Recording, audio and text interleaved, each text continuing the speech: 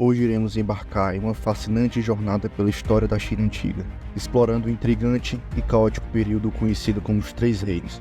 Esse período é conhecido por muitos historiadores como a Idade das Trevas da China, por ter sido devastadora, caótica e imortal. Apesar da dúvida da precisão, os registros históricos da época afirmam que a população caiu em 68%, de 50 milhões, fim da dinastia Han, em 220 d.C., para 16 milhões, fim do período dos Três Reinos, em 280 d.C. Esse período foi quase tão devastador quanto a peste negra na Europa. Antes de adentrarmos mais a fundo nesse universo repleto de intrigas, batalhas e de estratégias políticas, é fundamental compreendermos o contexto histórico que culminou nessa divisão. Ao mergulharmos nesse período turbulento, destacamos um grupo de figuras influentes, conhecido como os 10 Eunucos, originados desde 168, mas foi em 180 que a autoridade desse grupo cresceu consideravelmente. Na virada do segundo século, a dinastia Han, que havia governado a China por séculos, começou a enfrentar sérios desafios. Internamente, problemas como corrupção, a rebelião dos turbantes amarelos e a concentração de poder na mão de eunucos debilitaram a autoridade imperial. Externamente, as incursões de povos nômades do sul ameaçavam as fronteiras do império. Alguns desses eunucos não só desempenhavam papéis cruciais na administração imperial, mas também eram tutores do próprio monarca, cultivando uma relação de apreço e respeito, como se fossem mestres do jovem imperador. A prática de nomear eunucos para altos cargos era uma medida para evitar que esses homens criassem famílias e ambicionassem status para elas. No entanto, essa estratégia não foi totalmente eficaz, já que os eunucos encontraram maneira de exercer seu poder e influência. À medida que a história avança, chegamos a um momento crítico, a crise de sucessão após a morte do imperador Ling. Com a saúde do monarca debilitada por causas ainda incertas, ele veio a falecer aos 33 anos. Esse evento marcou o início de uma crise que abalaria os alicerces da dinastia Han. O imperador Ling, que tinha vários filhos, optou por escolher como herdeiro o príncipe Liu Qi, um jovem de apenas 8 anos na época. Alguns dos 10 eunucos de confiança do monarca estiveram envolvidos em garantir o trono do príncipe.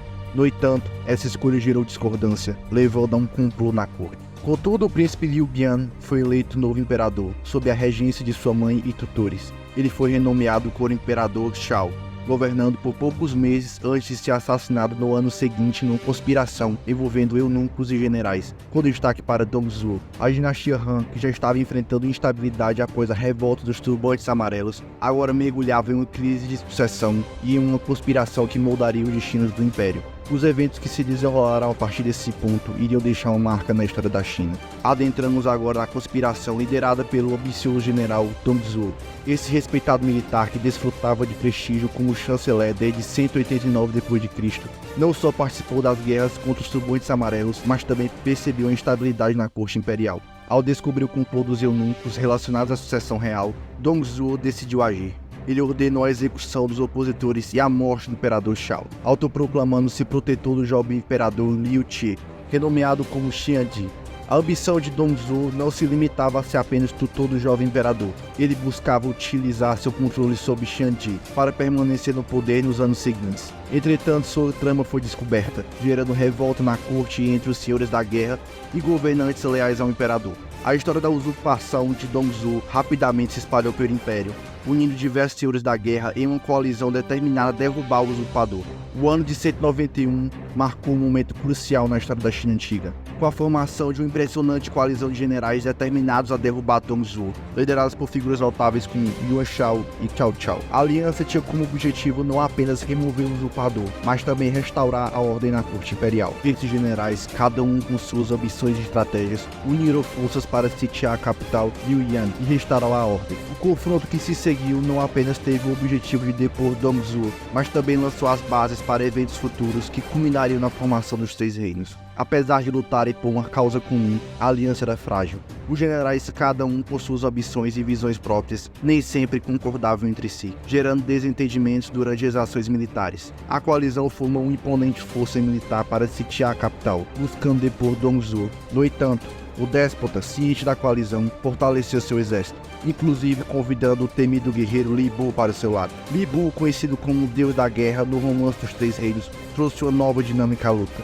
O governo de Dongzhuo foi tirânico e corrupto, o que fez Li Bu e Yang Yun, um ministro Han, planejarem seu assassinato. E em 192 d.C., Li Bu mata Dongzhuo dentro do Palácio Imperial. Com a morte de Dongzhuo, o imperador menino Xianqi voltou aos cuidados de sua mãe e tutores. Contudo, a guerra de sucessão ainda estava longe do fim. Os 18 generais que formaram a coalizão, agora com desentendimentos e ambições individuais, lançaram-se em suas próprias campanhas, plantando as sementes para a futura formação dos Três Reinos. A morte de Dongzhou trouxe momentâneo alívio, mas não a pacificação à China antiga.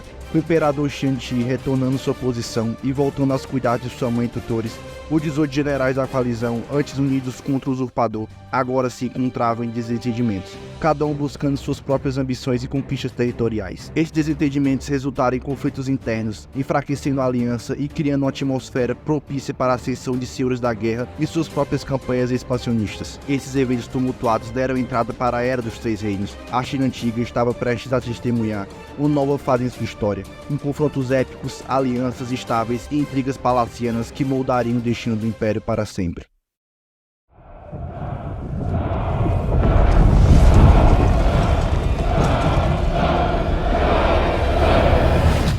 Dando início à nossa jornada pelos Três Reinos da China, adentramos agora ao primeiro protagonista desse período, o Reino de Wei.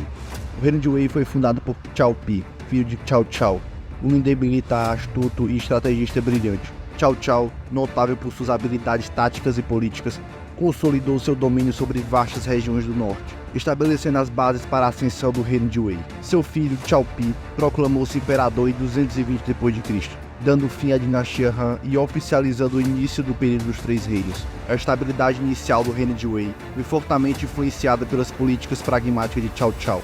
Sob seu comando foram implementadas reformas administrativas e econômicas, visando fortalecer o poder central. No entanto, a política autoritária e a ênfase na centralização do poder também geraram resistência por parte de alguns setores da população. O Reino de Wei manteve uma relação complexa com os outros dois reinos, embora tenha se envolvido em confrontos esporádicos com Chu. A atenção principal de Wei voltou-se para o Reino de Wu, liderado pela família Sun. A estabilidade interna também marcou o Reino de Wei após a morte de Cao Cao em 220 d.C. A ascensão de Cao Gui trouxe desafios políticos, incluindo intriga no tribunal e pressões de facções internas. Essas complexidades políticas tornaram a dinâmica do Reino de Wei ainda mais conturbadas. Ao explorar o Reino de Wei, é impossível ignorar o papel vital desempenhado por estrategistas militares notáveis, como Sima Yi, cujas habilidades foram cruciais para a estabilidade do reino. A estratégia militar de Wei, aliada a um governo central forte, manteve o reino com uma força significativa no cenário dos Três Reinos. Agora exploraremos os domínios do Reino de Chu, sob a liderança carismática de Liu Bei. O Reino de Chu buscou sua própria afirmação em meio ao cenário complexo e desafiador que sucedeu à queda da dinastia Han. Liu Bei, um líder carismático e visionário, inicialmente emergiu como defensor dos valores nobres e da lealdade. Fundador do Reino de Chu, ele buscou estabelecer uma governança justa e moral, em contraste com os tumultuosos eventos que marcaram a época. Liu Bei, ao lado de seus leais generais, tornou-se uma figura emblemática e inspiradora. O Reino de Chu se destacou por seu compromisso com os ideais de lealdade, honra e virtude. A aliança entre Liu Bei e o sábio estrategista Zhuge Liang, conhecido por sua astúcia e visão estratégica, os fortaleceu significativamente. Juntos, eles buscavam construir uma utopia baseada em princípios éticos, mesmo em meio à turbulência dos Três Reinos. A relação entre Chu e os outros dois reinos foram marcadas por alianças frágeis e conflitos intensos. Chu se viu envolvido em batalhas épicas, como a famosa Batalha de Yinglin, onde suas forças enfrentaram a de Liu. A complexa teia de alianças e rivalidades moldou o destino de Chu de maneira dramática. Contudo, apesar das intenções nobres e dos líderes carismáticos, Chu enfrentou desafios significativos, incluindo pressões externas e recursos limitados. A morte de Liu Bei e Zhuge Liang deixou o reino vulnerável, abrindo espaço para o avanço de Wei e Yu. A história do Reino de Chu é uma jornada de coragem, lealdade e idealismo em meio à turbulência dos Três Reinos. Adentraremos no último protagonista desse período, o Reino de Yu, sob a liderança da influente família Sun. O Reino de Yu emergiu como uma potência naval e comercial, moldando a narrativa deste tumultuado capítulo da história chinesa. O Reino de Yu foi fundado por Sun Qi, que se destacou como líder astuto e estrategista. Sun Qi estabeleceu sua autoridade em regiões estratégicas, capitalizando o poder marítimo e expandindo a influência de Yu ao longo das ricas terras ao sul do rio Yangtze. Yu destacou-se por sua habilidade de adaptação e inovação, tornando sua força formidável nos mares. Essa capacidade estratégica foi exemplificada na Batalha dos Penhascos Vermelhos, onde Yu, em aliança com Chu, conseguiu resistir aos avanços de Wei, liderados pela família Chao. As relações diplomáticas de Yu foram complexas, pois buscaram alianças vantajosas enquanto mantinham uma postura cautelosa em relação aos outros reinos. A diplomacia de Yu foi notável na habilidade de manter uma relativa estabilidade em meio ao caos dos três reinos, como Zhou Yu e Liu Meng, que desempenharam papéis cruciais nas campanhas do reino. A tríade Sun, composta por Sun Qi, Sun Zi e Sun Jian, contribuiu para a estabilidade política e militar dos Yu. Apesar de seus sucessos, também enfrentaram desafios internos e externos. O equilíbrio delicado entre alianças e conflitos, bem como as demandas de manter uma vasta extensão territorial, testaram a resiliência do reino ao longo do tempo. O reino desempenhou um papel significativo nos eventos que culminaram na unificação da China sob a dinastia Jin. A sua rica história, marcada por intriga política, inovação militar e relações diplomáticas complexas, contribuiu para o legado duradouro dos três reinos na cultura chinesa. Agora nos deparamos com o ápice da turbulência que fez parte do período dos três reinos, marcado por batalhas épicas que moldaram o destino da China antiga. Vamos explorar algumas das confrontações mais significativas que definiram esse capítulo crucial da história chinesa. Batalha de Guandu, 200 anos depois de Cristo. Nesta batalha estratégica, Cao Cao, líder de Wei, enfrentou Yuan Shao, um dos antigos membros da coalizão e comandante poderoso que buscava a unificação da China. A astúcia tática e política de Cao Cao, infiltrando espiões, criando intrigas e abrindo rachaduras entre os generais, fez com que as tropas de Yuan Shao ficassem perdidas em batalha, e isso permitiu Cao Cao sair vitorioso. A Batalha de Guandu estabeleceu o domínio de Wei no norte, abrindo as fronteiras para as suas tropas e enfraqueceu consideravelmente as ameaças externas e marcou o declínio do desejo de Yuan Shao de unificar a China. Batalha dos Penhascos Vermelhos, 208 d.C. Essa foi uma das batalhas mais estudadas da história, por causa do seu alto nível estratégico e número de soldados e navios envolvidos. Fontes históricas afirmam que essa foi a maior batalha naval da história. O palco desta disputa foi o rio Yangtze, onde as forças de Yu e Shu, que eram aproximadamente 50 mil homens, uniram forças para enfrentar o poderoso exército de Wei, aproximadamente 230 mil homens, liderado por Cao Cao, que queria expandir seu território para o sul. A estratégia inovadora de Zhou Yu e Zhuge Liang, que consistia em usar navios carregados de barris inflamáveis para fazer incêndios planejados nos navios inimigos, construir barragens no rio para controlar o fluxo e força da água para desestabilizar a navegação na frota marítima e aliada a condições climáticas do inverno chinês, como ventos fortes, ajudaram a propagar o incêndio. Isso fez o exército de Cao Cao entrar em pânico e foi obrigado a recuar depois de muitas baixas, resultando em uma vitória decisiva para Yu e Shu. Não se tem estimativa de baixas, mas a Batalha dos Penhascos Vermelhos foi um marco histórico na época dos Três Reinos, enfraquecendo significativamente o exército e as ambições de expansão de Cao Cao.